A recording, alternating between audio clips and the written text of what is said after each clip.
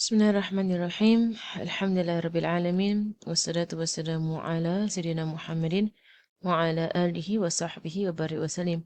ونتعلم وتعليم وتذكر وتذكير ونفع والانتفاع والإفادة والاستفادة والحث على التمسك بكتاب الله وسنة رسوله صلى الله عليه وآله وصحبه وسلم، ودعاء إلى الهدى ودلالة على الخير، ابتغاء وجه الله مرضاته وقربه وثوابه سبحانه وتعالى، مع لطف وعافية برحمتك يا أرحم الراحمين. اللهم إنا نسألك العلم لدني مشرب الصافي الهاني يا وهاب يا غني. اللهم إنا نسألك العلم لدني مشرب الصافي الهاني يا وهاب يا غني. اللهم إنا نسألك العلم لدني مشرب الصافي الهاني يا وهاب يا غني. وصلى الله على سيدنا محمد وعلى آله وصحبه وسلم، والحمد لله رب العالمين. آمين آمين آمين. Alhamdulillah. Okay, last week, last week we spoke about istihada, and we spoke about how do you tell if you have how do you tell when your istihada began. And we spoke about the different types of istihada, right? So first and foremost, with regards to those who are on menses, right, the first type of istihada is when you do not actually fulfill the 24 hours of flow, right? And that could happen because people having ovulation bleeding, or they're having implantation bleeding, or some medication whatsoever, or a fall, right? These are things that could possibly cause, some very short and quick bleeding, right? And then it stops. Okay, so that's basically the first type of istihada. I so memorize it. I went through it last week. Memorize it. The second one is when the bleeding happens during the 15 days of clean. I'm going through the first the first two easier ones first. Right, when the bleeding happens during your 15 days of being clean. Right, so the 15 days of prayer, whereby you must pray. There's some bleeding that happens, or it happens your menses comes a bit earlier into the 15 days. This is called istihada, where you're supposed to finish your 15 days of prayer. So it's called al-mar'a baqiyat ala tahur. It's called a woman who still has to finish her 15 days of prayer. So she has to continue praying anyway. She's on istihada. The third type, right, is a type whereby the bleeding extends beyond 15 days, right, of menstruation. And so with this third type comes another question as to how do I determine when my istihada began. Right, so it's not necessarily, and I'm going to repeat this over and over again, it is not necessarily on the 16th day. It's not necessarily on the 16th day that your istihada began. It is possible to have begun earlier, right, during the 15 days whereby you were bleeding. And how do you tell when your istihada began? Right, in 3 steps. Now, the first step is look at your records. So when you look at your records, if you can tell a change or shift in blood color, right, or blood properties, right, from the menstrual blood to the istihada blood, if you can tell where that happened, then from that point in time, that is when the istihada began, right? So, for example, if you saw yourself the first 2 days of menses, you have black blood, and then on the third, fourth, fifth, sixth day of menses, it was red blood, and then the seventh, eighth, ninth, and all the way out was all orange, or a light orange, or light brown kind of blood.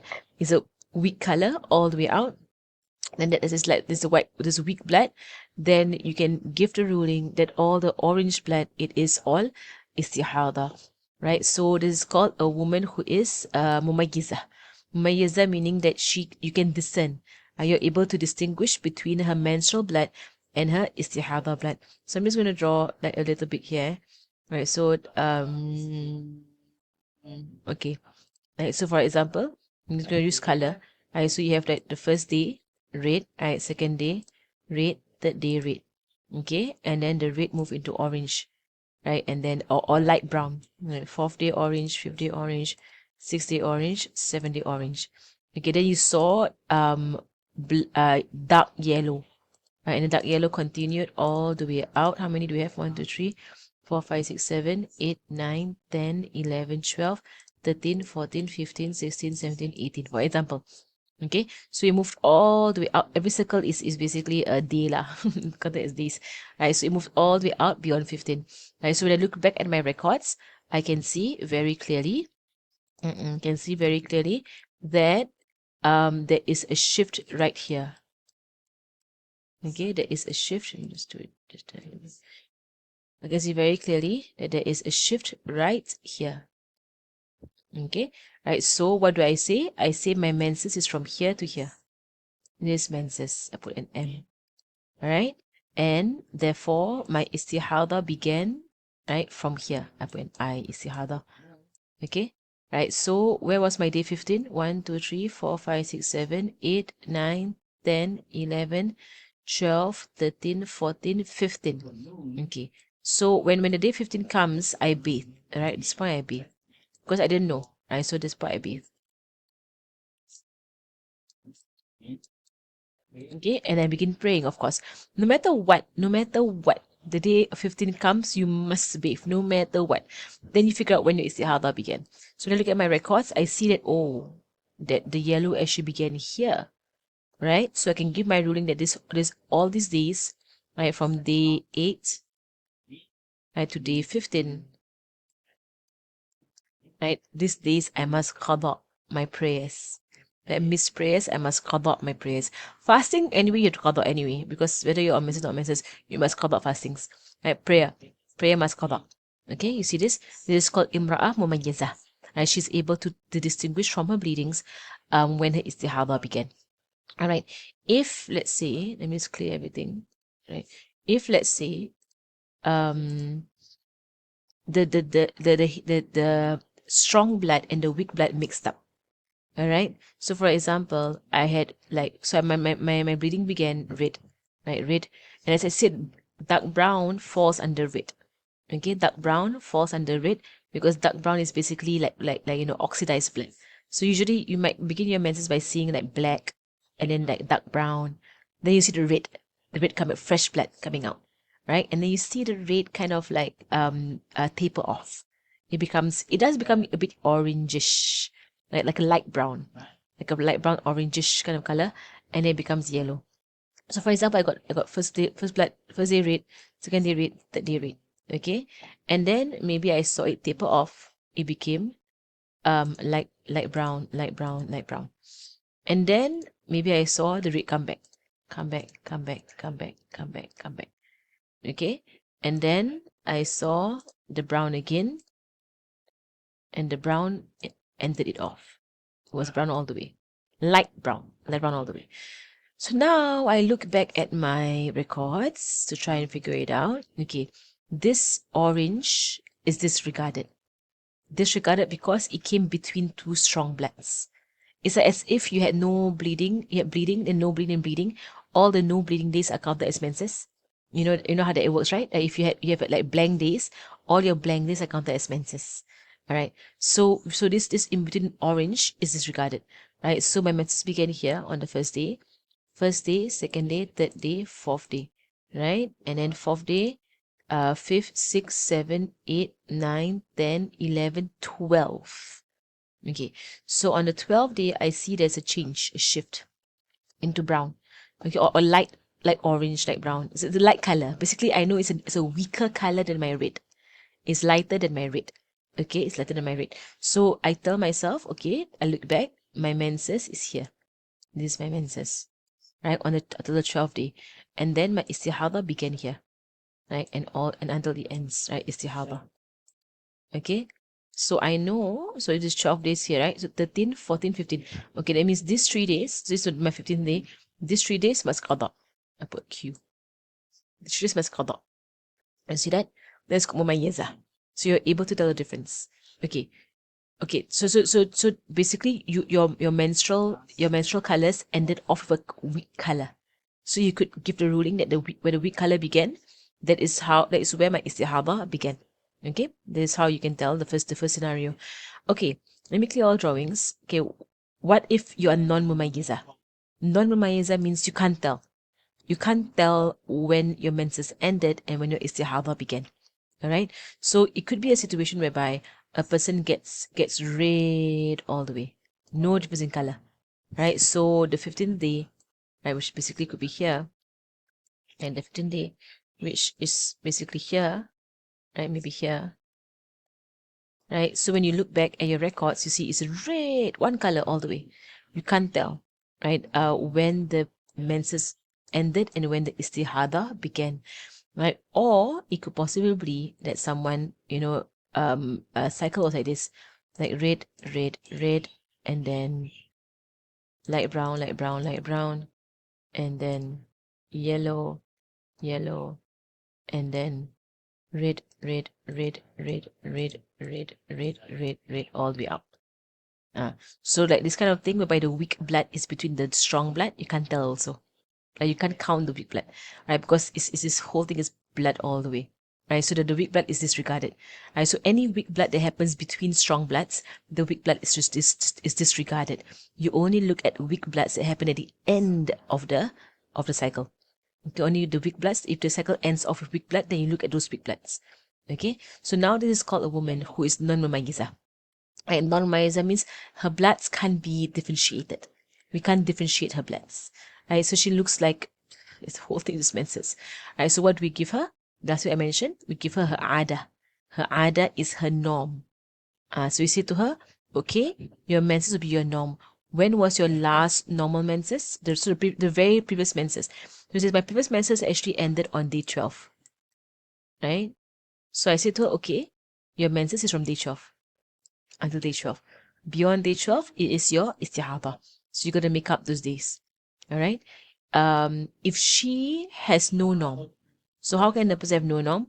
It is possible to not have a norm if is a first time menses, like for a girl who first time got her menses, she go into istihada in her first menses, may Allah have mercy on her. But she first menses istihada, astaghfirullah al-azim, mashallah, mashallah. It's her luck lah. It's just her lot, right? Then she has no ada, she has no norm. So what we say to her? Minimum menses. She's given 1 day. Given 1 day as her menses and 14 days for her to qada her prayers. Right? 14 days for to qada her prayers. Another form of person who has no ada, who has no norm, is someone who completely forgot what is their norm. Right? It's possible for that to happen. Right? So like for example, a woman who hardly gets menses. She hardly menstruates. So she could literally go for a year, 2 years without any menstruation. And then she gets her menses and it goes beyond 15 days. So when you ask her, what's your norm? She's like, I have no clue. I forgot. I forgot what's my norm. The last time I had menses was like 2 years ago. I don't know. Forgot. Or a woman who keeps getting pregnant and giving birth. Right? So she gets pregnant, right? She gives birth, gets a nifas, but the entire time she's breastfeeding, she gets no menses. And then before any menses comes back, she gets pregnant again, and then she nifas, and then it can continue for a few years of her not getting any menses for a few years. And so we've got a five year, length with no menses whatsoever. So when eventually, she finally gets her menses again and she stops getting pregnant, and then her menses goes beyond 15 days, and you say, okay, I can't differentiate your menstrual blood from your istihada blood. What's your norm? And she's like, no clue. My last menses was 5 years ago. No clue. They say, okay. So no choice but to give you minimum, right? Minimum menses. Same thing with nifas, right? So nifas, same thing. If the bleeding goes beyond 60 days, right? So again for nifas, istihada in nifas is only if the bleeding were to extend beyond 60 days. All right. For as long as the bleeding ends before 60 days, it's no istihada in nifas. All right. We know for nifas that the day of birth, right, is the first day, right? So for example, if somebody were to have let me just put it in son, Allah. If somebody were to have nifas, right, for 50 days, for example, 50 days having nifas. Okay, so here up till the 50th day. The nifas ended. And then on the 59th day, she sees brown going all the way out. All right, so 59th day. This is 59, day 59. Before the 60th day. Right, so this is istihada in nifas. Istihada in nifas. Right, but because I can differentiate the stronger blood from the weaker blood, so I say, okay, her nifas began here. So her nifas ended here, her istihada began here. Okay, istihada began here. All right. If let's say for nifas, right? If it's let's say for nifas, um, the person ends nifas on day 35, for example, on day 35. Now imagine for nifas, there has to be a good 15 days, right? If the next blood happens beyond 15 days, so for example, after 20 days, after 20 days, the blood comes back. That means on day 55.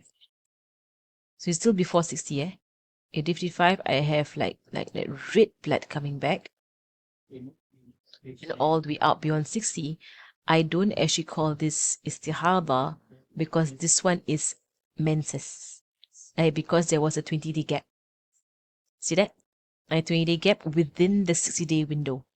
Right? If a second blood were to come back within the 60-day window, to give the second blood the ruling of menses, there has to be necessarily 15 days at least of clean between the nifas blood and the menstrual blood if you are within the 60 days window. All right. However, I hope you all are following me, because we've gone through this in Safinu Najah. So I'm not like going back into it. I hope you're following. I'm just giving the examples. So let's say someone's going to nifas all the way until day 50. All right. So nifas all the way until day 50. Okay. And then there was a gap, right? And then on day 62, blood came back. All right. So on day 62, blood came back. You see, from 50 to 62 is only 12 days. But this blood is given the ruling of menses. Why? Because I have gone beyond the 60-day mark. The 60-day mark has been, I've gone beyond the 60-day mark. Can you see that? I've gone beyond the 60-day mark. So therefore, regardless of the 15 days, the moment you go beyond the 60-day mark, the 15 days is no longer a condition. It's not a condition anymore. It's not a condition anymore. You can basically just the whole, and whatever comes out thereafter is all menses. Okay, I hope this is clear of the situations of istihada. So the first way is mumayyazah. Can you differentiate the bloods? And the bloods are differentiated by strength of color of the blood. Second way, if you can't do that, you go second way. Second way is norm. What's your norm? So if you can't tell me your norm, I have no choice but to give you the third way, which is minimum. I have to go on the safe side. Minimum height, minimum nifas. Right? So like for example, for this person, right? So okay, let me change the number of days here. So let's say maybe this happened on it stopped on day number 45, for example. Okay, so 45 to 55 is only 10 days, for example, and then the blood came back. So this person, I can't call the second blood menses because there was no 15-day gap, right? So I have no choice but to call this blood nifas. It is nifas blood. But the blood extended beyond 60 days. And so which means that this woman is in istihada in nifas, and the blood is not discernible. I can't tell where istihada began and where menses and where nifas ended because it's one and the same color. It's one and the same color. So I can't discern the bloods. So what do I do now? I have no choice. I ask the woman, have you had a previous nifas? Have you had a previous nifas? So she says, it's my first birth. My first child. No previous nifas, no records. Because first child. This one happens to a lot of women. First nifas, it goes beyond 60 days. Right, so if you have no records, I cannot help you at all. I have no choice but to give you minimum nifas, which is a moment, which means you have 60 days of qada. 60 days of qada, mashallah. May Allah reward you for your patience. Right, but I have no choice. Right, so if I say any previous pregnancy, any previous nifas, no, first baby, first child. Alhamdulillah. Okay. Minimum nifas. Alright? Moment. That means go and qada all your prayers for 60 days, mashallah. Okay. So I hope that's clear. Someone asked the question, is it the mercy of Allah that someone does not get menses? Because she gets to do ibadah all the way, or should the help of women is really deteriorating and there's something to do about it? Okay, with the exception of Sayyidah Fatima az-Zahra, because Sayyidah Fatima az-Zahra, her not getting menses is a karama. It's a miracle for her specifically. All other women not getting her menses regularly is a sign of her health not being optimum. Right, so it is healthy for a woman to menstruate at least every 30 days. Right, most women 28 days, 29, 30. Right, you should be having a monthly cycle going on. That's the first thing. The second thing is that it's healthy that it stays lesser than 7 days. Right, 7 days is the optimum, right? 6, 7 days around there. Okay, so if you are not menstruating regularly, that means you're not ovulating. Right, if you're not ovulating, then that means your hormones are messed up. And your hormones are messed up. So you need to check yourself, why are you not menstruating? I know that being severely underweight or being severely overweight can cause for women to stop menstruating. All right, so having very low fat percentage can affect, because if I'm not wrong, like I read stuff here and there lah, but if I'm not wrong, in the biology of it is that our woman hormones, what they call estrogen, right? Estrogen, they are directly connected to our fat cells. All right, so if you are severely underweight, right, then your body is unable to produce enough hormones. Allahu alam. That is long time ago lah. And then go and research like how this thing works. But if you're severely overweight, also the body will not will not ovulate, right, to prevent. Basically, the whole thing is a system of the body to prevent pregnancies. You're too skinny, right, to conceive, or you're too overweight to carry more weight on the body.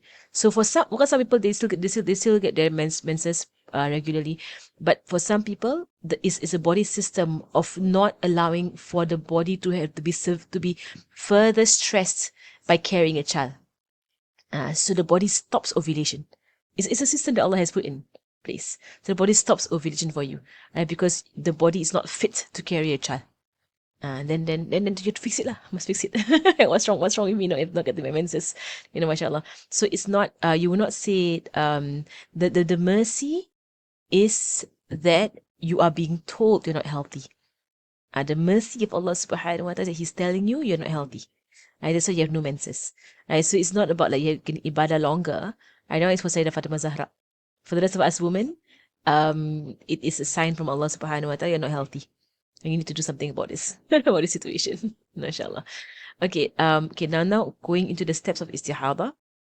All right, first learn while Muslim. Yes. Just now for the second example, right? Mm.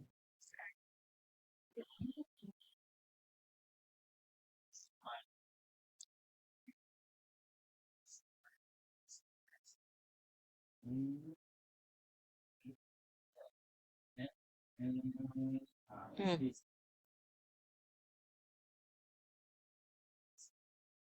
Mm.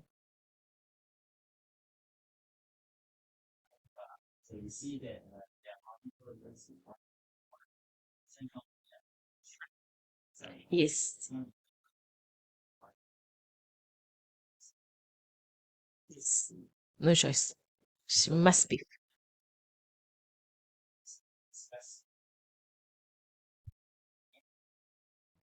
Yes, right. So now, so after 60 days, confirm istihada. Confirm. It cannot be nifas because the past 60 days, confirm. As I say, maximum number of days 60 days, right? Confirm. So now it's a matter of her figuring out when the istihada began, if she can figure it out. So, mm,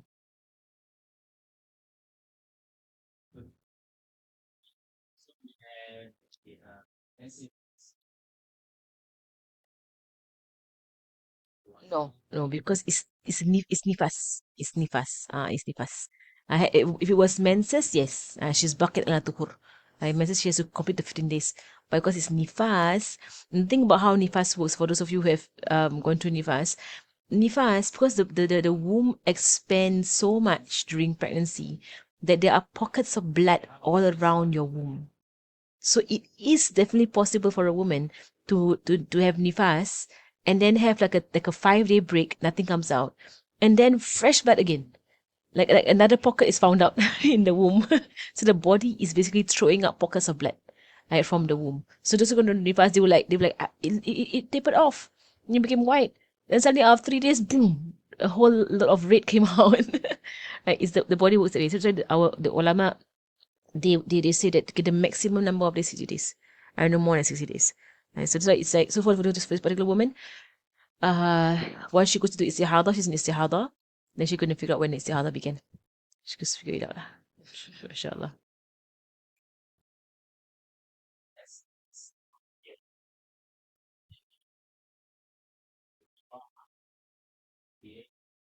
Her days her days of purity, is it? Okay, yes. Yeah, so in that situation, she's given minimum nifas. That means the entire time, all that blood is counted as istihada blood. They're all istihada blood. So her days of purity begin from the moment lah. From the moment. So this is all istihada blood. The whole thing is given as istihada blood. So it can't be counted as the 15 days gap. If you're wondering if it can be counted as 15 day gap. It can't be counted as 15 day gap. The whole thing is istihada blood. For her lah. It's yeah lah.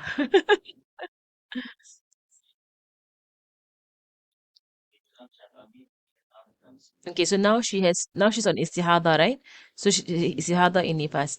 And it has been, it's a good question. She has dragged from before the 60th day, right? And now it's dragging.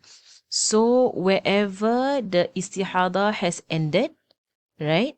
So that, 'cause right now, okay, right now, if she can identify any changes in her blood, she needs to be able to identify changes in the blood for her to give herself the ruling of menses. So now, if it's just one and the same color, she can't tell if the istihada has ended or if the menses has begun. But if let's say she was having an istihada right continuously, and then suddenly out of nowhere the blood became abundant, and there was cramps, and it became a darker color again. So now she can identify she's going through menses. So her istihada moved into menses. So what you're saying, kan? Her istihada moved into menses, right? So so in this case, she has to go look at the state of the blood. If let's say that it's just brown for a few more months, for example, right? Then you say that how can that be? Then she had no menses. She's like going brown all the way for another 2 more months, for example, after her nifas. So we say no. Let her look at her norm. If she can't tell that by the blood traits, she will look at her norm. So her norm says, okay, at the first of every Hijri month, she will get her menses. And her norm says that it will continue for 7 days. So we give her that. The first of every Hijri month will be your menses, and it will go on for 7 days. That's for you. We say that to her. So then she will go by her norm lah. So it's artificially imposed. It's not by the state of the blood. For the woman lah, inshallah. Good question, inshallah. Right, but may Allah make it easy for us lah. And don't go to the woman. The woman don't have any istihada. It's easy. Going to istihada, you're like astaghfirullahalazim, mashallah. May all this be a purification for our sins lah. Then we go through all these things, trying to figure out what's going on, mashallah. Okay. So now we're going into the acts of what we have to do when you're in istihada. So women who have istihada, right, they must wash their private parts and then block it. Right, so basically, they need to wait until the prayer time comes in. Okay, so steps of women on istihada. Right, so the woman on istihada can do exactly the same things that women who are pure can do. Right, women on istihada can do the exact same things that women who are pure can do. They can even be the imam of the prayer. Right, so being in istihada does not prevent them from being imam. They can be imam, right, of the prayer. They can and they must pray. They can and they must fast, and they can and they should do their tawaf if they are doing your umrah. They can also have intercourse with their husbands, right? So, and they can hold a mushaf if they have their wudu and so on. They can do everything that a woman on purity can do. Right? No difference between them and a woman on purity. Right? The only difference is that when they want to perform wudu. Okay, when they want to perform wudu, right, first and foremost, they need to let's say, which one?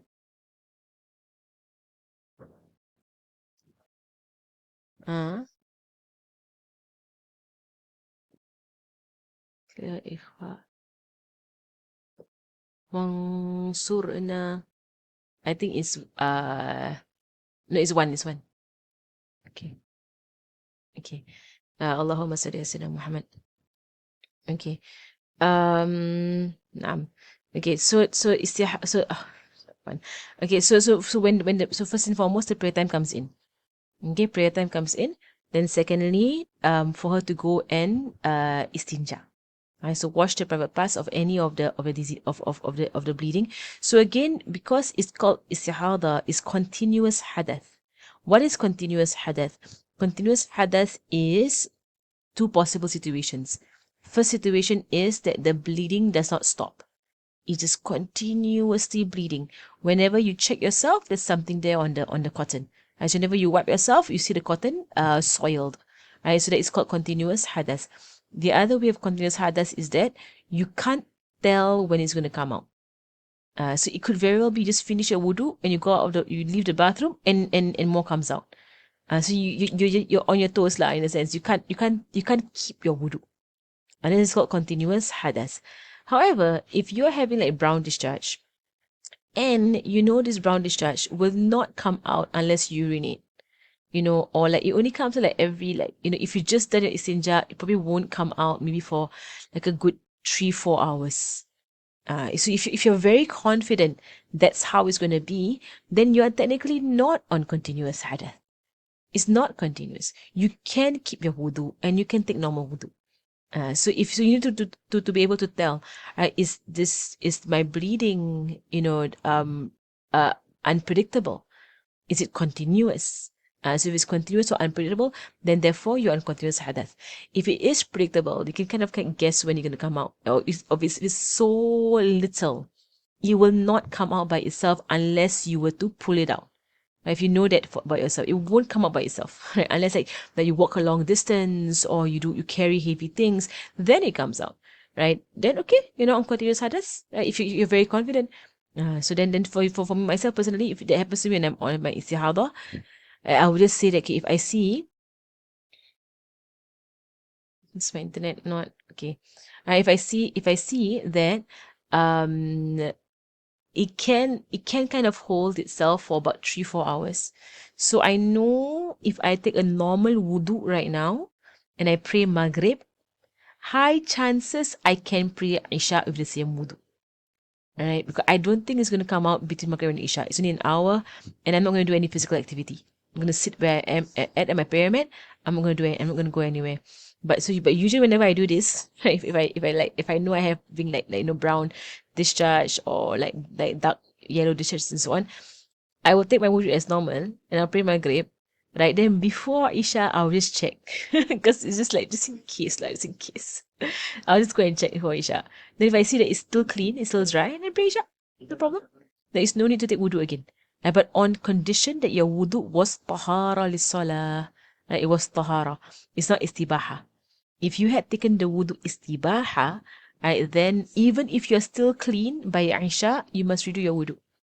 Because istibaha wudu is only good for one fard. Right, so you still have to redo your wudu because you took the wudu istibaha. It means seeking permission for the prayer. Right, so the prayer time comes in, and you need to wash your private parts and block it. Okay, so how do you block the private parts? Right, it is by 3 ways in our time. Like in the past, you just by cotton rolled up and stuffed inside. In our time, you can use a tampon, you can use a menstrual cup. Right, so there are different ways by which you can put something inside you to stop the bleeding. Okay, for the person who is doing this, they must not be fasting. Like on condition they are not fasting.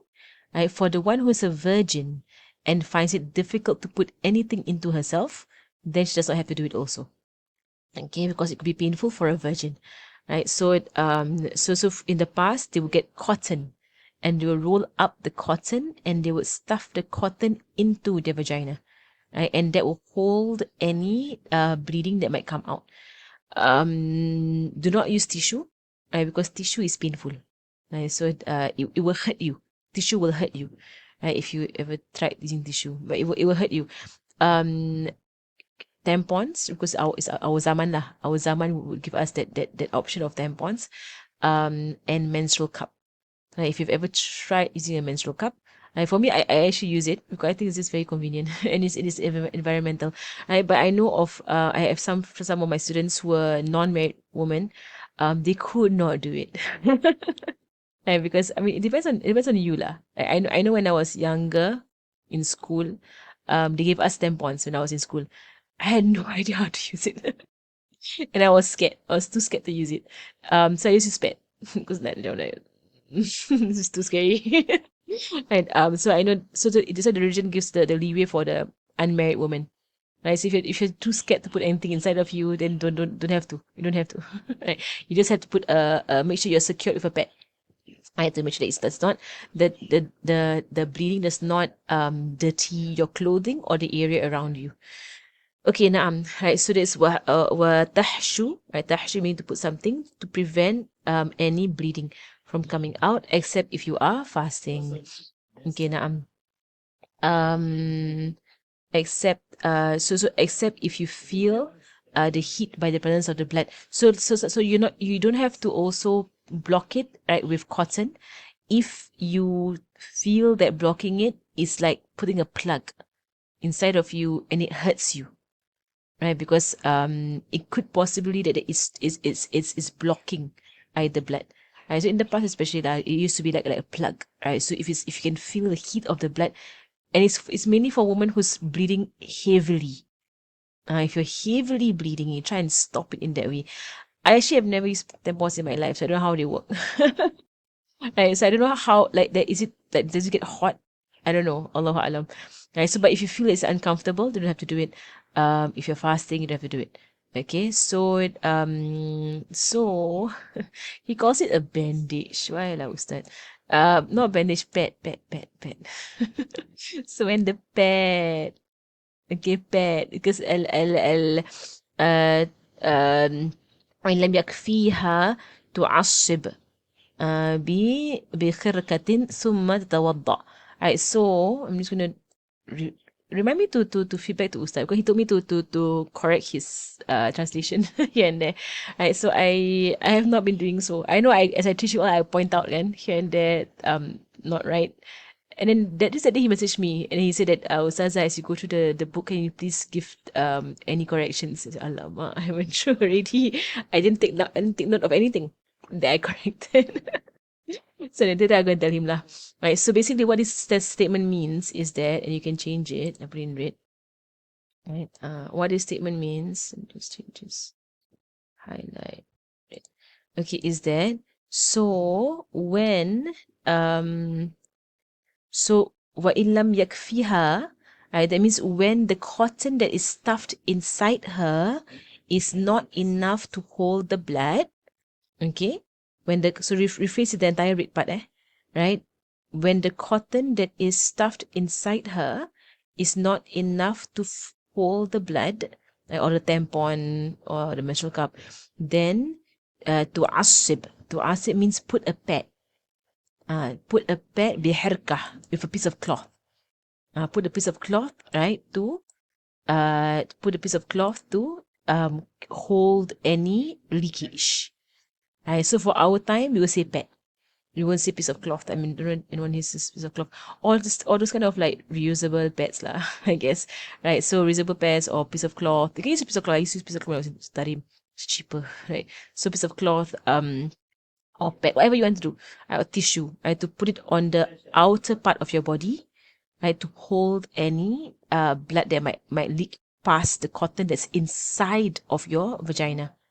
Okay, as you know how this works, right? So I hope you all understand. And there's a two level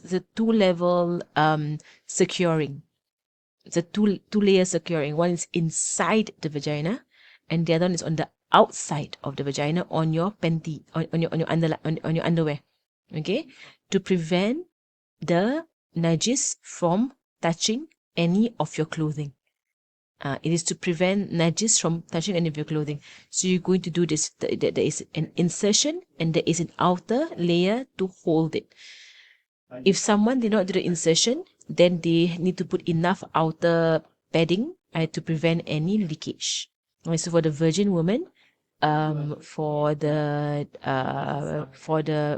fasting woman, right? So usually for our zaman, just put a pad lah. It's enough already. I put pad. Right? Don't have to like think so much, right? And then perform wudu.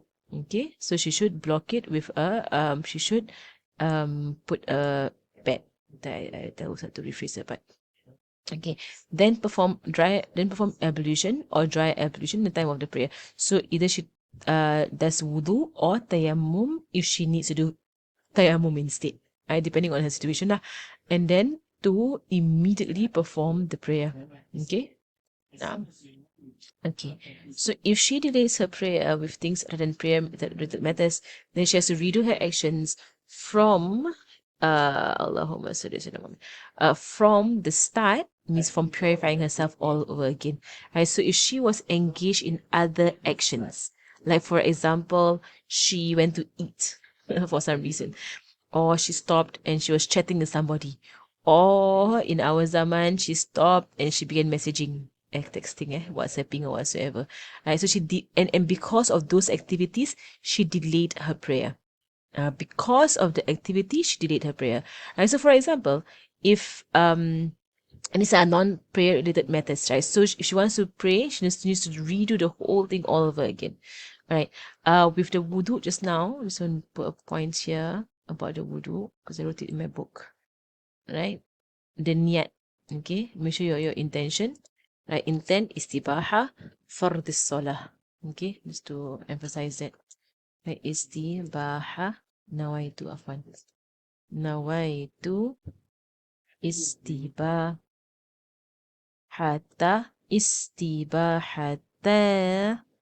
fardis salah. Okay. Nawaitu istibahata fardis salah. Okay, if you want to have your Arabic right, it is like this. Nawaitu istibahata fardis salah. There is no li, There's no li fardis salah. Tahara got li, but istibaha no li. It's a mudaf in this situation. Okay. So anyway, so make sure your intention is correct. Purify again. So if she does actions that has to do with the prayer, and what are actions that has to do with the prayer? Actions that has to do with the prayer will be like so actions to do prayer related matters. What are they? Right, so prayer related matters, right, include covering aurat, looking for siwak, facing Qibla, praying Qabliyah,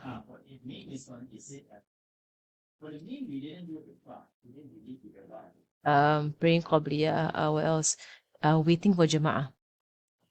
Jama'ah that is coming. Okay, so you can't like just do your wudu and whatsoever. They say, okay, I'm waiting for Jama'ah. And you have no idea when it's coming. No, so it's like your mother said, okay, I'm going to pray now. And your mother goes to take wudu. Okay, she's going to pray very soon. So you go and do your entire drill because you're an istihada. And then you pray. Because you know the Jama'ah is coming soon. Right? So, and it's best if you can work out with the Jama'ah, if it's your family, that they all perform their wudu, everything first. You're the last one to do it. So you're the last one to do it, then you come out of the bathroom, straight away pray. And that's easiest. But if you're at the masjid, and it just azan, and you just took your wudu, everything, you can wait for the Jama'ah. Okay, because you know it's coming soon. Right? But not to be like that. It's a random, like, okay, 4 o'clock, I take, or 4:30, azan already, I take my wudu, then I sit and wait. I have no idea when the Jama'ah is coming. Right? So not in that way. If you were to play with your phone while waiting, does not nullify anything, because your delaying of the prayer is because of the Jama'ah, not because you're playing with your phone. Okay. If your prayer is delayed because you're texting somebody, then that one will cause istanafa. Istanafa means the whole thing reset. You have to go and redo everything. Okay, so it is a matter of what is delaying your prayer. Is it a prayer related matter, or is it a non-prayer related matter? And I think we already finished time. I just realized. Okay, next week, inshallah, I will let's clear this. Okay, go down. Okay, so it's for every prayer, she needs to do it again. And then for istihada woman, for people with urinal, madi or wadi incontinence. So basically for continuous hadas can be with urine, can be with discharge as well. There are women who have continuous discharge. That is najis. That falls under da'im al hadath. It does fall under continuous hadath. Okay.